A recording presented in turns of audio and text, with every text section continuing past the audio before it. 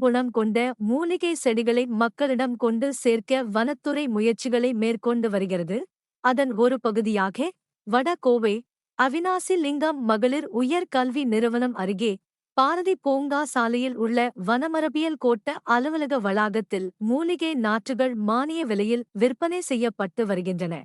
தமிழகத்தில் பல்வேறு பகுதிகளில் உள்ள பழங்குடியினரின் உதவியுடன் இதுவரை 413 வகையான மூலிகை செடிகளை சேகரித்து வனத்துறையின் ஆழியாறு மூலிகை பண்ணையில் அவற்றை பெருக்கி பொதுமக்களுக்கு வழங்கி வருகின்றனர்.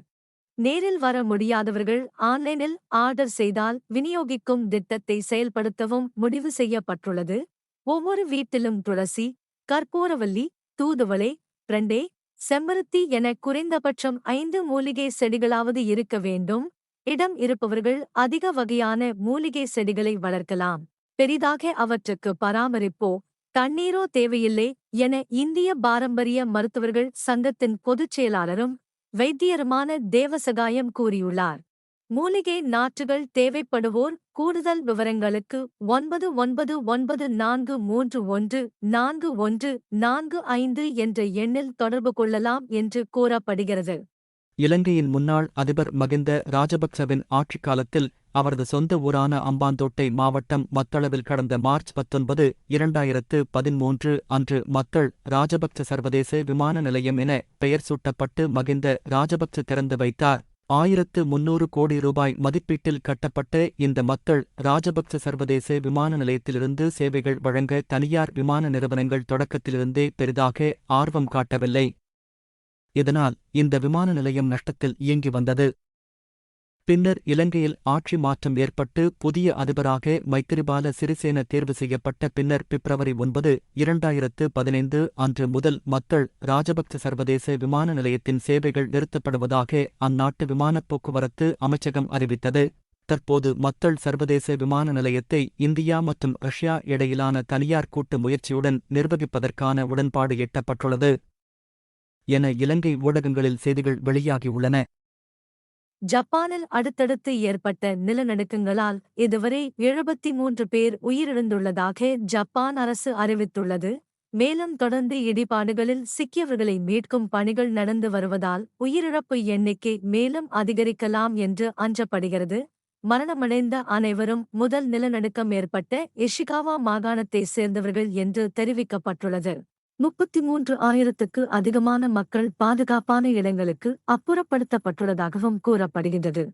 உலகப் புகழ்பெற்ற ஜல்லிக்கட்டுப் போட்டிகள் ஆண்டுதோறும் தைத்திங்களில் மதுரை மாவட்டத்தில் சிறப்பாக நடத்தப்பட்டு வருகிறது. இந்த ஆண்டும் அவனியாபுரத்தில் திருப்பரங்குன்றம் சாலையில் அமைந்துள்ள திடலில் 15ஆம் தேதி திங்கள்கிழமை தமிழகத்தின் முதல் ஜல்லிக்கட்டு நடத்தப்படுகிறது. பாலமேடு பேரூராட்சியில் மஞ்சமலை 6 திடலில் 16ஆம் தேதி பாலமேடு ஜல்லிக்கட்டும், அலங்காநல்லூர் பேரூராட்சியில் கோட்டை முனிவாசல் மந்தை திடலில் 17ஆம் தேதி புதன்கிழமை அலங்காநல்லூர் ஜல்லிக்கட்டும் நடைபெறவுள்ளன. திருப்பூர் மாவட்டம் உடுமலை நகராட்சிக்குட்பட்ட சங்கிலி வீதியைச் சேர்ந்தவர் டி. உமர் அலி வயது 53. உடுமலையில் கடந்த 25 ஆண்டுகளாக ஆதரவற்றோர் சடலங்களை அடக்கம் செய்யும் சமூக ஆர்வலர் டி. உமர் அலி இதுவரை 1177 சடலங்களை அடக்கம் செய்துள்ளார். இவர் தனியார் ஆலைகளில் சேகரமாகும் பழைய இரும்புகளை எடுத்து விற்பனை செய்யும் தொழிலை செய்து வருகிறார். இவரை முன்னாள் குடியரசுத் தலைவர் அப்துல்கலாம் மற்றும் பல்வேறு அரசு துறைகள், தன்னார்வ அமைப்புகள் சேவையை பாராட்டி கௌரவித்துள்ளன. காவல்துறையில் இருந்து வரும் அழைப்பின் பேரிலேயே இச்சேவையை செய்து வருவதாக கூறினார். இதுவரையில் 30க்கும் மேற்பட்ட வடமாநிலத்தவர் உட்பட 1177 சடலங்கள் இவரால் அடக்கம் செய்யப்பட்டுள்ளன. தமிழகத்தை பூர்வீகமாகக் கொண்டு வெளிநாடுகளில் குடியேறிய குழந்தைகளுக்கு தமிழகத்தின் பாரம்பரியம் பண்பாடு மரபுகளை தெரிந்து கொள்ளும் வகையில் தமிழக அரசால் வேர்களை தேடி திட்டம் செயல்படுத்தப்பட்டுள்ளது. இத்திட்டத்தின் கீழ் ஆஸ்திரேலியா, பிஜி தீவுகள், கண்டா, இலங்கை, வியட்நாம் உள்ளிட்ட பல்வேறு நாடுகளைச் சேர்ந்த 88 பேர் கொண்ட முதல் குழு கடந்த 15ஆம் தேதி தமிழகம் வந்தடைந்தது.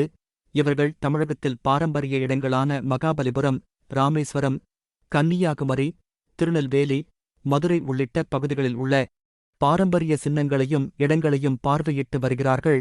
இவர்கள் தமிழகத்தின் பாரம்பரியம் பண்பாடு உணவு பழக்க வழக்கம் கலாச்சாரம் உள்ளிட்டவைகளை அறிந்து கொள்ளும் வகையில் அரசு சார்பில் பல்வேறு ஏற்பாடுகள் செய்யப்பட்டுள்ளது. நாசா ஆண்டுதோறும் காலண்டர் வெளியிடுகிறது. இதற்காக சர்வதேச அளவில் ஓவியப் போட்டிகளை நடத்துகிறது. இதில் தேர்வு செய்யப்படும் ஓவியங்கள் காலண்டரில் இடம்பெறும். 2024ஆம் ஆண்டு காலண்டருக்கான ஓவியங்களை தேர்வு செய்ய நடந்த போட்டியில் பல்வேறு நாடுகளைச் சேர்ந்த 40,000க்கும் மேற்பட்ட மாணவியர் கலந்து கொண்டனர். இந்தியாவிலிருந்து 5 ஓவியங்கள் தேர்வு செய்யப்பட்டன. இதில் பழனி அருகேயுள்ள ஸ்ரீவித்யா மந்திர் பள்ளியைச் சேர்ந்த மாணவிகள் துகிலோவியா, லயாஷினி, தித்திகா ஆகியோரின் ஓவியங்கள் இடம்பெற்றுள்ளன. இன்று 22 கேரட் தங்கம் விலை கிராமிற்கு ரூ. 10 குறைந்து, 1 கிராம் தங்கம் 5,860 ரூபாயாகவும், 8 கிராம் தங்கம் 46,880 ரூபாயாக விற்கப்படுகின்றது. இன்று வெள்ளி விலையில் மாற்றமில்லை. 1 கிராம் வெள்ளி 78 ரூபாயாக விற்கப்படுகின்றது.